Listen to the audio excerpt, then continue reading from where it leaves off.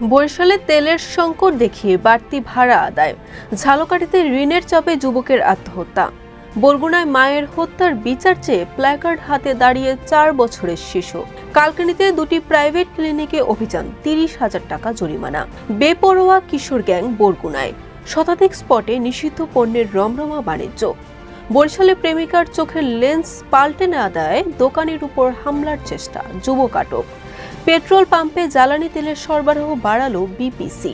আসসালামু আলাইকুম, বরিশাল.নিউজ থেকে রাত 9টার শীর্ষ সংবাদে আমি ফারহানা করিম তুলি।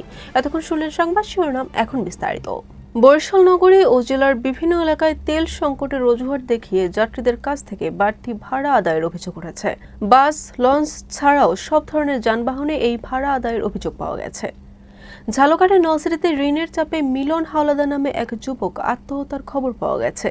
বুধবার সকাল 7:30টার দিকে উপজেলার দপদপিয়া ইউনিয়নের জুরকাঠি এলাকায় এ ঘটনা ঘটে। বরগুনার তালতলীতে গৃহবধূ আসিয়া আক্তার হত্যার প্রতিবাদে মানববন্ধন ও বিক্ষোভ সমাবেশ অনুষ্ঠিত হয়েছে। এ সময় মায়ের হত্যার বিচার দাবিতে প্ল্যাকার্ড হাতে দাঁড়িয়ে থাকা আসিয়ার 4 বছরের শিশু সন্তান উপস্থিত সবাইকে আবেগাপ্লুত করেছে। মাদারীপুরের কালকিনিতে দুটি প্রাইভেট ক্লিনিকে অভিযান চালিয়েছে ভ্রাম্যমাণ আদালত। এ সময় বিভিন্ন অনিয়মের দায়ে ভুরঘাটার নূর ক্লিনিক অ্যান্ড ডায়াগনস্টিক সেন্টারকে 25,000 টাকা জরিমানা এবং ডক্টরস ক্লিনিক অ্যান্ড ডায়াগনস্টিককে 5,000 টাকা জরিমানা করা হয়েছে। বরগুনা জেলার নিষিদ্ধ নেশাজাতীয় দ্রব্যের কেনা বেচা ও সেবনের বিস্তার উদ্বেগজনক রূপ নিয়েছে। শহর থেকে শুরু করে প্রত্যন্ত গ্রাম পর্যন্ত ছড়িয়ে পড়েছে এই অবৈধ কারবার। স্থানীয়দের অভিযোগ, জেলার শতাধিক স্পটে প্রকাশ্যে কিংবা আড়ালে প্রতিদিনই চলছে লেনদেন। বরিশাল নগরীতে প্রেমিকার চোখের লেন্স পরিবর্তন করে না দেওয়ার জেরে চশমার দোকানের কর্মচারীর উপর দেশীয় অস্ত্র নিয়ে হামলার চেষ্টা চালিয়েছে এক যুবক।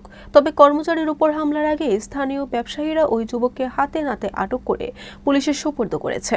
রেশনিং পদ্ধতির আওতায় ডিপো থেকে পেট্রোল পাম্পগুলোতে জ্বালানি তেল সরবরাহ বাড়িয়েছে বাংলাদেশ পেট্রোলিয়াম কর্পোরেশন। এতদিন 25% কমিয়ে তেল সরবরাহ করা হলেও বর্তমানে তা 15% নামিয়ে আনা হয়েছে। বরিশাল.নিউজ।